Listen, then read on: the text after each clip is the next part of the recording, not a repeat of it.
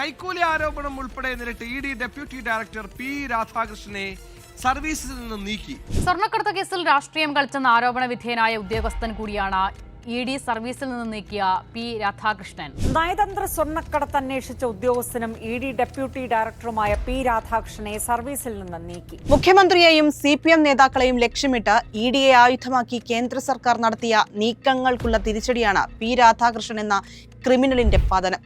രാഷ്ട്രീയ പകപോക്കലിനുള്ള BJPയുടെ ആയുധം മാത്രമായി കേന്ദ്ര ഏജൻസികൾ പ്രവർത്തിക്കുന്നത് എങ്ങനെയെന്നതിന്റെ ഒടുവിലത്തെ ഉദാഹരണമാണ് ഈ പിരിച്ചുവിടൽ.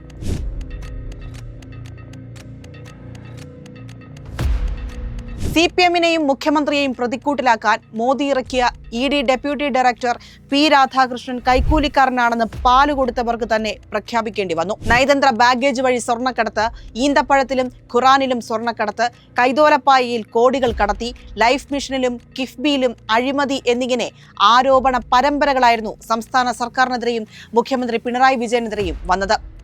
എന്നാൽ ഈ ആരോപണങ്ങൾക്കൊന്നും യാതൊരു തെളിവും നൽകാൻ ഇവർക്കായില്ല. സ്വർണം കടത്തിയവരെ കണ്ടെത്താൻ കേന്ദ്ര ഏജൻസിയുടെ അന്വേഷണം ആവശ്യപ്പെട്ടത് കേരളം. എന്നാൽ BJP സേവകരായ ഇ ഡിയും CBIയും മുഖ്യമന്ത്രിയുടെ ഓഫീസിനെ ലക്ഷ്യം വെച്ചു. പക്ഷേ ഒരു കേസിന് പോലും ഉദ്ദേശിച്ച ലക്ഷ്യത്തിലെത്താൻ സാധിച്ചില്ല. കോടതികളിൽ നിന്ന് കനത്ത പ്രഹരമാണ് ഒന്നിനു പിറകെ ഒന്നായി ലഭിച്ചത്. മുഖ്യമന്ത്രിക്കും സർക്കാരിനുമെതിരെ നിരന്തരം വ്യാജവാർത്തകൾ പടച്ചുവിട്ട മാധ്യമങ്ങൾക്കും വലിയ തിരിച്ചടിയാണ് ഓരോ തവണയും ഉണ്ടായത്. കരുവന്നൂർ ബാങ്കിൽ ചിലർ നടത്തിയ തട്ടിപ്പന്വേഷിച്ച ഇ ഡിയുടെ ലക്ഷ്യം CPM ആയിരുന്നുവെങ്കിൽ ഇതേ ഇ ഡി തെളിവുണ്ടായിട്ടും BJPയുടെ കള്ളപ്പണ ഇടപാട് മൂടിവെച്ചു. പ്രതിപക്ഷ നേതാക്കളെ BJPക്ക് വേണ്ടി കള്ളപ്പണ കേസിൽ പ്രതി ചേർക്കുന്ന എൻഫോഴ്സ്മെന്റ് ഡയറക്ടറേറ്റിനെതിരെ രൂക്ഷ വിമർശനമാണ് പല ഘട്ടങ്ങളിലും സുപ്രീം കോടതിയിൽ നിന്ന് ഉണ്ടായത്. നിരപരാധികളെ കുടുക്കുമെന്ന് ഭീഷണിപ്പെടുത്തിയും അപരാധികളെ രക്ഷിക്കാമെന്ന് വാഗ്ദാനം ചെയ്തും കോഴ കൈപ്പറ്റിയതിന് അറസ്റ്റിലായത് നിരവധി ഇ ഡി ഉദ്യോഗസ്ഥരാണ്. അതിലൊരാളാണ് കഴിഞ്ഞ ദിവസം നിർബന്ധിത വിരമിക്കലിന് വിധേയനായ പി രാധാകൃഷ്ണൻ.